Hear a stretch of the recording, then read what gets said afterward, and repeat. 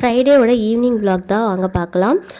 கிச்சனில் போய் பார்க்கல ஈவினிங் ஸ்நாக்ஸ்க்கு வந்துட்டு ஒரே ஒரு வாழைப்பழம் இருந்துச்சு. சரி, இந்த ஒரு வாழைப்பழத்தை வச்சு என்ன பண்ணலான்னு ஐடியா பண்ணி ராகி மாவில் கேக் செஞ்சு பார்க்கலாம் அப்படின்னு சொல்லிட்டு செஞ்சுருந்தாங்க.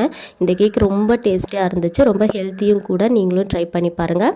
ராகி மாவு, வாழைப்பழம், அதுக்கப்புறம் வந்துட்டு பால் பவுட்ரு கொஞ்சம் ஆட் பண்ணியிருந்தேன், சர்க்கரை, பேக்கிங் சோடா, பேக்கிங் பவுடர், அப்புறம் ஒரு டைரி மில்க் இருந்துச்சு, அதை ஆட் பண்ணியிருந்தேன். அது வந்து ஆப்ஷனல் தான், உங்கள்கிட்ட இருந்துச்சு அப்படின்னு ஆட் பண்ணிக்கோங்க, இல்லைன்னா வேணாம். அதுக்கப்புறம் இது எல்லாத்தையுமே மிக்ஸி ஜாரில் போட்டு ஒரு கிரைண்ட் பண்ணி குக்கரில் வச்சு பேக் பண்ணி எடுத்திருந்தேன். ரொம்ப டேஸ்ட்டாக இருந்துச்சு, ஹெல்த்தியும் கூட. குழந்தைகளுக்கெல்லாம் பயப்படாமல் நீங்கள் கொடுக்கலாம். அதில் பேக்கிங் சோடா, பேக்கிங் பவுடர் வந்து அவாய்ட் பண்ணிட்டீங்க அப்படின்னா ரொம்பவே ஹெல்த்தி தான். இதுதான் செஞ்சுருந்தேன். பார்த்தாலே உங்களுக்கு தெரியுது எவ்வளோ சாஃப்டாக இருக்குன்ட்டு.